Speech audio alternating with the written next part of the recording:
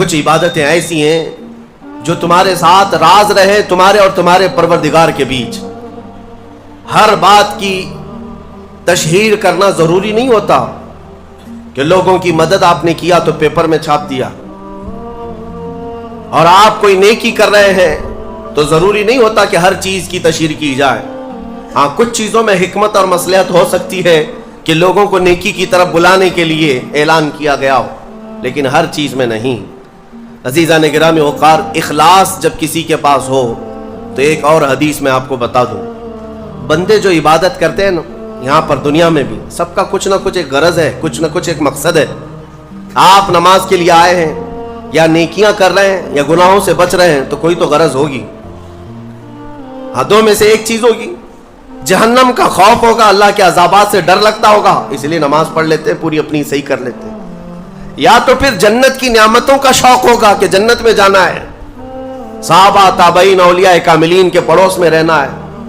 یا تو شوق ہے یا تو ڈر ہے، اور یہ دونوں چیزیں بندے کو عبادت کرواتی ہیں. قیامت کے دن کے متعلق حدیث میں ملتا ہے، جب بخشے گئے ہوئے لوگ جن کو جنت بھیجا جا رہا ہے، جنتیوں کی بات کر رہا ہوں، عام کی نہیں، تو اس میں 3 کیٹیگری ہوں گی.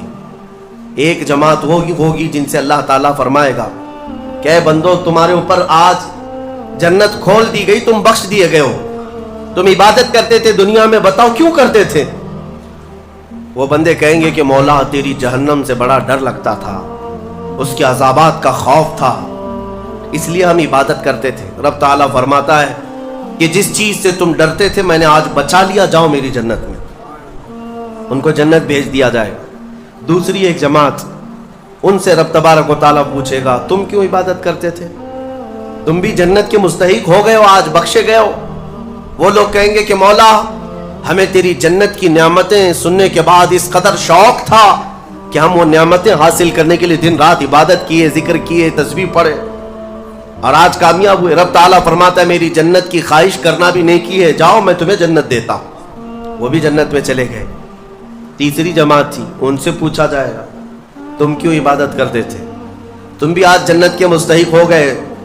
وہ کہیں گے کہ مولا، ہمیں تیرے جہنم کے عذابات کی بھی پرواہ نہیں، اور نہ ہی تیری جنت کی نعمتوں کی خواہش، بلکہ ہم تو صرف اور صرف تیری رضا کے لیے کرتے تھے، تو راضی ہو جا، ہم جنت اور دوزخ کے لیے نہیں. تو رب تبارک و تعالیٰ فرماتا ہے کہ یہ میرے مخلص بندے ہیں، خالص پیور اللہ کے لیے کرتے تھے. رب تعالیٰ فرماتا ہے جاؤ میں تم سے راضی ہو گیا، تم بھی جنت میں. جنت میں جانے کا حکم دے دیا جائے، لیکن فرمایا گیا وہ جماعت رک جائے گی، وہ کہیں گے نہیں ہم جنت میں نہیں جائیں گے. ایسا بھی کوئی ہے؟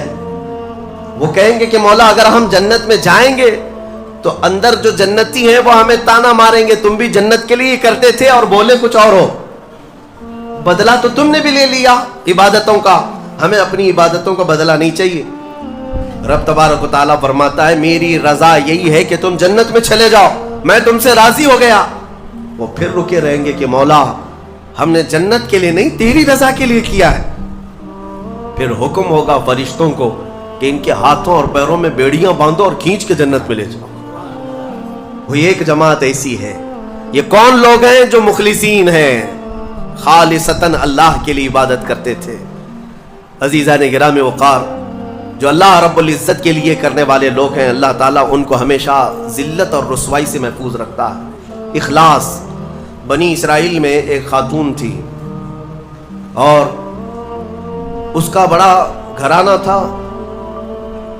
اس کا باپ جو تھا وہ بڑا کنجوس اور بخیل آدمی، بڑے پیسے والا. ایک دن ایسا ہوا کہ یہ جو لڑکی تھی، جوان لڑکی، اس نے باہر ایک فقیر کو دیکھا جو بڑا مجبور تھا، ضرورت مند تھا. اس کو اٹھا کر کے اچھی خاصی دولت اپنے باپ کی دے دی. اور باپ کو پتہ چلا تو اتنا غصے میں آیا کہ میں پھوٹی کوڑی نہیں دیتا اور تو اتنی بڑی دولت اٹھا کر دیتی. اور غصے میں اپنی بیٹی کا ہاتھ کاٹ دیا. اس کا ہاتھ کٹ گیا. غصے میں تھا باپ، بخیل تھا، ہاتھ کاٹ دیا. بہرحال کٹے ہوئے ہاتھ کے ساتھ وہ رہنے لگی. تھی اللہ رب العزت کی رضا چاہنے والی. کئی دن تک اسی طرح گزر گئے. اب باپ بڑے پیسے والا تھا اس زمانے میں، وہ ہاتھ چھپا کر کے رہی. پھر اس کا رشتہ آیا ایک بہت بڑے خاندان سے، اور بڑے خاندان کا جو شہزادہ تھا اس نے پسند کر لیا. شادی کی ڈیٹ قریب آئی، ان لوگوں نے ہاتھ نہیں دیکھا، بس چہرہ اور باقی ساری چیزیں دیکھی، اور انہوں نے بھی چھپا رکھا کہ ہاتھ نہیں ہے. کٹے ہوئے ہاتھ کے ساتھ کون شادی کرے گا؟ بہرحال شادی ہو گئی. شادی ہونے کے بعد وہ گھر رخصت ہو گئی.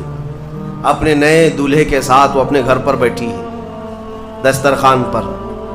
وہ بائیں ہاتھ سے کھایا کرتی تھی، ایک ہاتھ تو کٹا ہوا تھا، چھپا کر کے رکھتی تھی. دسترخوان پر جب بیٹھی، اس کا نیا دولہا ہے، اس کے گھر والے، کھانے کے وقت اب ہاتھ نکالنے کی باری آ گئی. وہ بائیں ہاتھ سے کھا رہی تھی تو اس کے شوہر نے کہا کہ کیا سیدھے ہاتھ سے نہیں کھا سکتی؟ سیدھے ہاتھ سے کیوں نہیں کھا سکتی؟ اب اس کے رشتے کے ٹوٹنے کا وقت آ گیا تھا. اگر پتہ چلے تو دھوکہ کیا ہے، کٹے ہوئے ہاتھ کے ساتھ ہمارے ساتھ نکاح ہوا ہے. اس کے آنکھوں میں آنسو آئے. وہ ہاتھ اپنے کپڑے کے اندر ہی چھپائی رہی. اچانک اسے غیب سے ایک آواز آئی، اے میری بندی ہاتھ نکال. اس نے اپنے دوپٹے کے اندر سے ہاتھ نکالا تو سیدھا ہاتھ پورا صحیح سلامت تھا. پھر وہ زمانہ موسیٰ علیہ السلام کا تھا. ان کی بارگاہ میں حاضری دے کر اس نے اپنا یہ واقعہ سنایا. سیدنا موسیٰ کلیم اللہ فرمانے لگے، مولا نے مجھے یہ وحی دے کر بھیجا اور ارشاد فرمایا کہ اے موسیٰ، ہم اس ہاتھ کو شرمندہ نہیں ہونے دینا چاہتے جو ہاتھ میری بارگاہ میں اخلاص سے اٹھاؤ. میرے عزیزو، یہ اخلاص کی دولت ہے. جو خالصتاً اللہ کے لیے کچھ کیا ہو، مولا اسے کبھی ذلیل نہیں ہونے دے گا، اسے بے عزت نہیں ہونے دے گا. اسی لیے کچھ کام ایسے کر جاؤ جو خالصتاً اللہ کے لیے ہو. رب تبارک و تعالیٰ کے لیے اب تک کیا کیا ہے، اس کا بھی آپ کے پاس کچھ تو ہونا چاہیے. اگر اپنی زندگی میں آپ احتساب کریں، اپنا ہی محاسبہ کریں کہ میں جوانی سے لے کر اب تک جتنے کام کیا ہوں، کوئی کام ایسا ہے جو خالص اللہ کے لیے کیا ہو؟ رسول پاک صلی اللہ تعالیٰ علیہ وسلم کی ایک حدیث میں آپ کے سامنے عرض کرتا ہوں. اخلاص میں کتنی طاقت ہے وہ بتاتا ہوں. حضور اکرم صلی اللہ علیہ وسلم فرماتے ہیں، صحیح حدیث ہے یہ، 3 لوگ سفر پر تھے، 3 دوست تھے، یہ تینوں سفر پر تھے اور یہ پہاڑوں کے راستے سے جا رہے تھے. ایک پہاڑ کے غار میں ان لوگوں نے پناہ لینے کے لیے تھوڑی دیر آرام کیا اور بارشیں شروع ہو گئیں، طوفانی بارش. اور ایسی بارشیں آئی کہ پہاڑ کے پتھر کھسکنے لگے اور ایک بہت بڑی چٹان کھسک کر کے یہ غار کے منہ پر آ کر گر گئی. غار بند اور یہ اندر 3 بیٹھے ہوئے ہیں.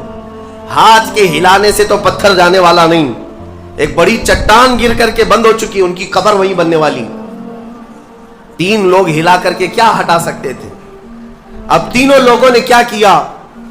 میرے آقا صلی اللہ علیہ وسلم فرماتے ہیں تینوں رونے لگے کہ اب ہماری موت یہیں پر ہونے والی ہے، ختم ہے.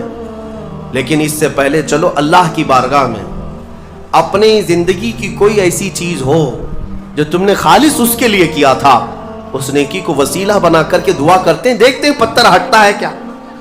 تو تینوں نے اپنی اپنی زندگی کی ایک ایک چیزیں شمار کرنا شروع کیا.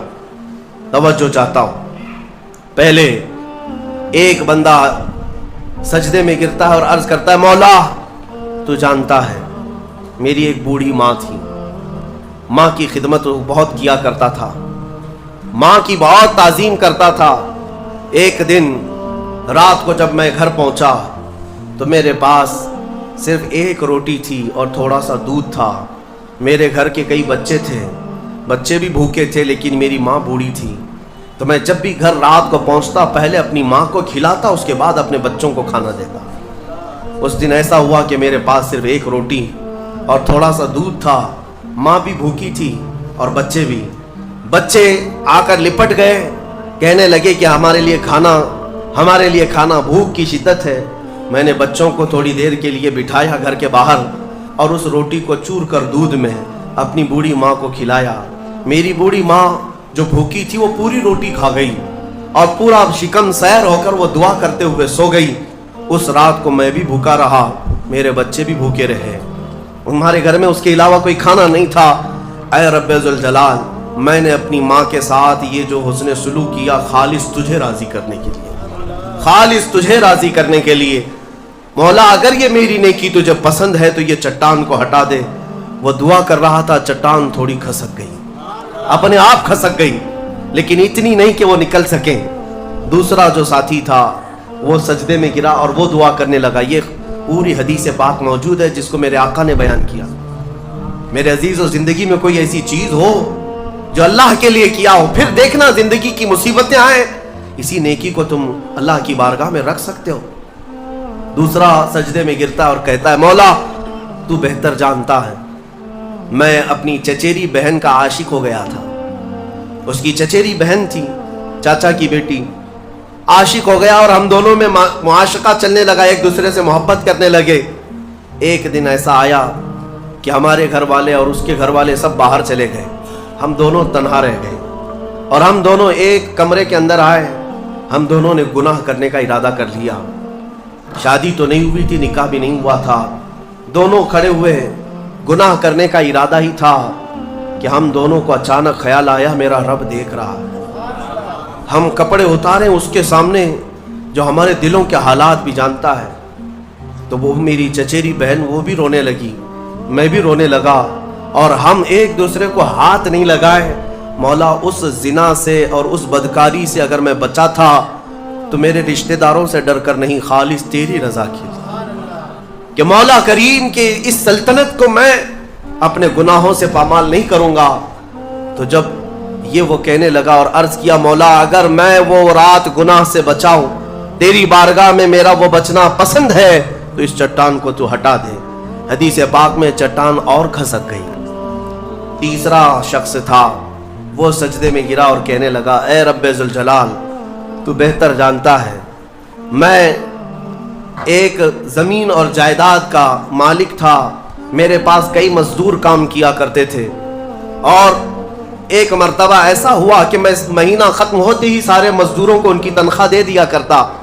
ایک مزدور ایسا ہے جو اپنی تنخواہ لیے بغیر چلا گیا، ایک مزدور تنخواہ لیے بغیر چلا گیا اور اس کی تنخواہ میں نے سنبھال کر رکھی اور اس سے ایک بکری خرید لیا۔ میاں لوگ تو کسی کی سیلری ہو دبا کر کے کھا جائیں گے، اور یہ حدیث پاک میں جس کے لیے کہا جا رہا ہے وہ بندہ کہتا ہے میں اس کی پوری تنخواہ سے ایک بکری خرید لیا، بکری کو پالنے لگا، وہ مزدور آیا نہیں، وہ مزدور چلا گیا، مہینوں چلا گیا، بکری کو میں پالتا رہا، بکری نے بچے دی، بچوں کے بچے ہوئے، بچوں کے بچے ہوئے۔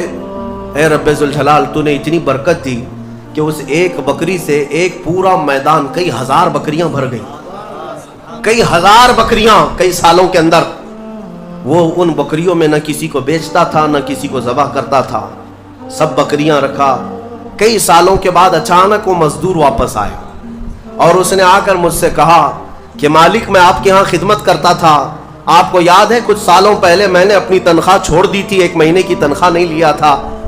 تو میں نے اس سے کہا کہ ہاں مجھے اچھی طرح سے یاد ہے، اور اس کا ہاتھ پکڑ کر کے ان بکریوں کے ریوڑ کے پاس لے گیا اور کہا یہ تیری تنخواہ ہے، یہ پوری تیری تنخواہ ہے۔ اس نے کہا میرے ساتھ کیا مذاق کر رہے ہو مالک، میری تنخواہ اتنی ہے کہ اس زمانے میں ایک بکری بھی نہیں آ سکتی۔ اس نے کہا ہاں بالکل تو صحیح کہہ رہا ہے، لیکن اس زمانے میں ایک بکری خرید لی میں نے، اور اسی بکری سے اللہ نے اتنی برکت دی، اس میں میرا ایک بھی حصہ نہیں، تیری ان بکریوں کا دودھ تک میں نے نہیں پیا، صرف اور صرف تیرے انتظار میں، اور یہ ساری بکریاں تو لے جا۔ اور وہ مزدور خوشی خوشی اپنے پورے ریوڑ کو، آج کے زمانے کے وہ کئی لاکھوں کی بکریاں ہوں گی، وہ مزدور لے گیا۔ اب یہ بندہ کہتا ہے اے رب ذوالجلال میں نے یہ امانت اگر سنبھالی تھی تو خالص تیری رضا کے لیے، مولا صرف تجھے راضی کرنے کے لیے، ورنہ پیسے کھا جاتا تو کون کیا کر لیتا، وہ مزدور کون سا وصول کر لیتا۔ کہتا نہیں مجھے یاد نہیں، اب میں پہچانتا بھی نہیں، مولا میں نے تیری رضا کے لیے کام کیا، اگر تجھے یہ پسند ہے تو یہ چٹان ہٹا دے۔ حدیث پاک میں ہے اس نے جیسی یہ دعا کیا پوری چٹان ہٹ گئی، پوری چٹان کھسک کر ختم ہو گئی۔